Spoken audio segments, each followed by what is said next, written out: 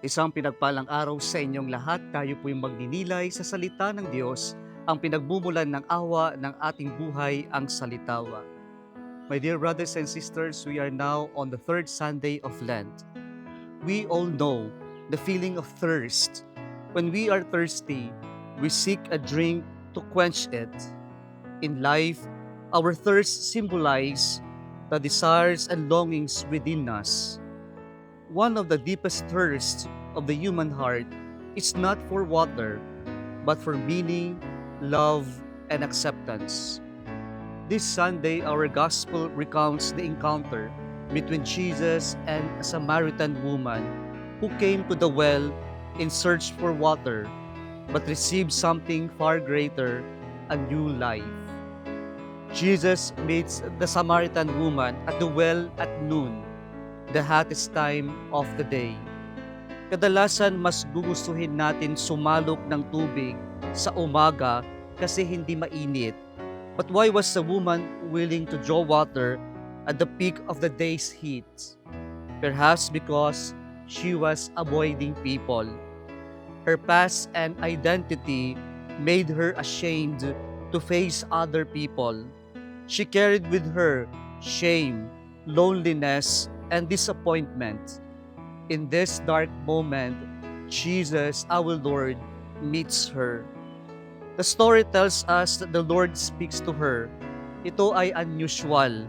Ang mga Hudyo ay hindi nakikihalubilo sa mga Samaritano, lalong higit sa mga kababaihan.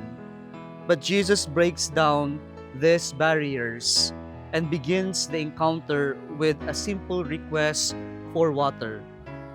Our old encounters with the Lord often begin with simple conversations, questions, or unexpected moments we least anticipate. The Lord offers her living water, though the woman initially understands it as ordinary water. He offers water that can satisfy every human heart. Yet she searches for the meaning of her life in relationships, places, and various other ways. None of them fill the emptiness. How true this is for many of us, trying to satisfy our thirst through success, recognition, possessions, and approval from others, only to remain thirsty. The Lord continues the dialogue by mentioning her husband. This time, he reveals her situation. She has had 5 husbands, and the man she is currently with is not her husband. She is considered a loose woman, likely despised by those around her. No wonder she comes to the well alone. Finally, she desires the water Jesus offers and asks her where she can draw it. But Jesus teaches her that the well and temple are irrelevant. What truly matters is who receives the water.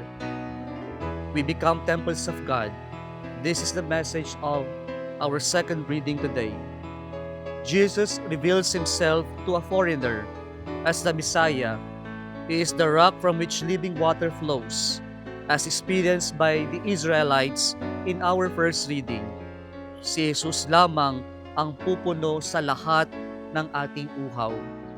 The encounter of the Samaritan woman with Jesus changed her forever. She was never the same. Furthermore, she became a missionary, sharing her encounter with the Lord with others. My dear brothers and sisters, let us find the meaning of our lives in Jesus and allow our encounter with Him to transform us into His missionaries. Muli isang pinagpalang araw sa inyong lahat.